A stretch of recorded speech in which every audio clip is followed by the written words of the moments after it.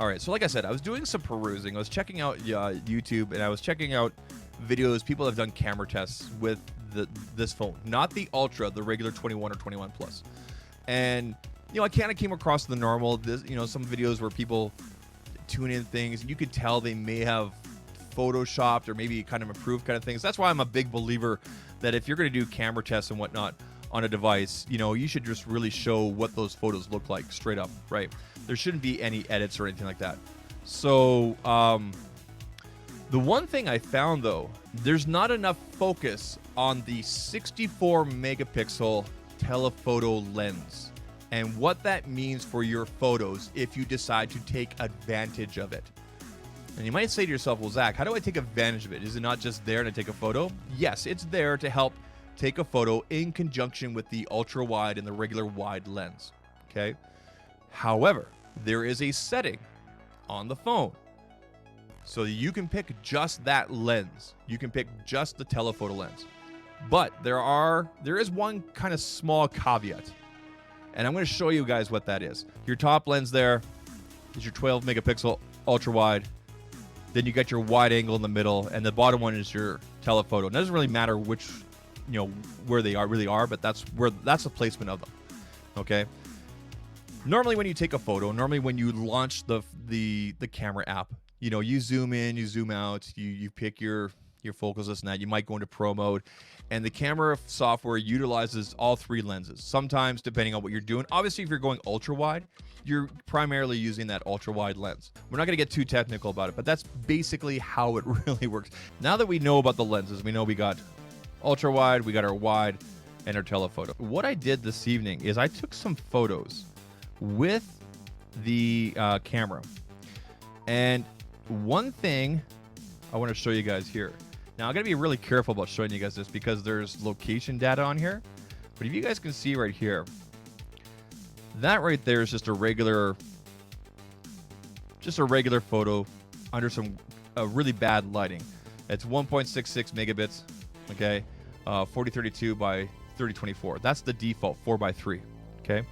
Now, if I go to this guy right here, look how much bigger that photo is in terms of size, in terms of data.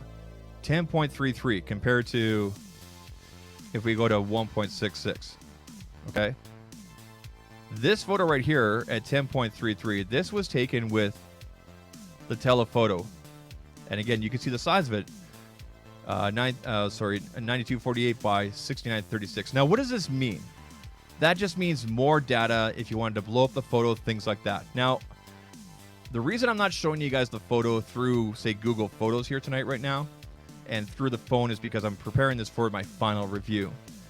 But I really wanted people to be aware that if you want to take advantage of this camera, what you need to do is this. You launch the camera app, okay? Now, by default, you'll usually end up being here, the 3:4 ratio, as you guys can see there. Of course, you can change that to 16:9 or 9:6 or 1:1, depending on what size, okay? Those are using all three lenses, okay? These modes right here. When you go to the 64 megapixel high res, right, it says 64. Did you guys see that? Let me just change that again. So if I go to 64 megapixel, it says right there, high resolution. You guys see that?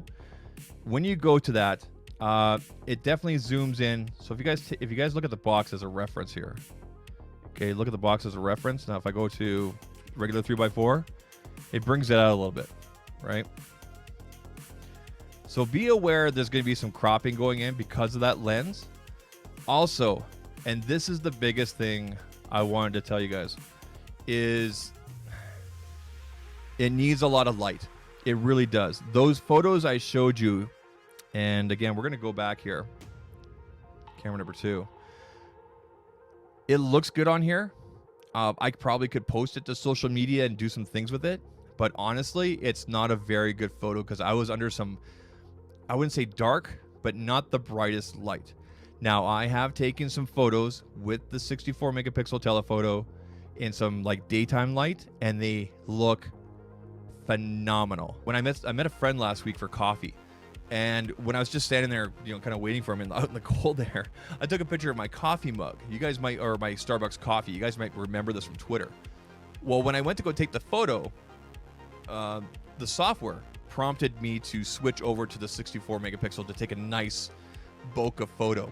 And it did that, non-portrait mode, and I got a beautiful photo. So that's with the 64 megapixel telephoto.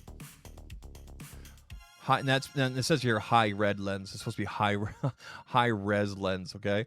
But really, again, I was outside. It was daylight. Obviously, it was overcast, but you have natural light coming through, and that is not a portrait mode photo. So I did not pick portrait mode for this. I just took the photo with the 64, and you can see you got the edging just perfect, right? Like really, really, really well done.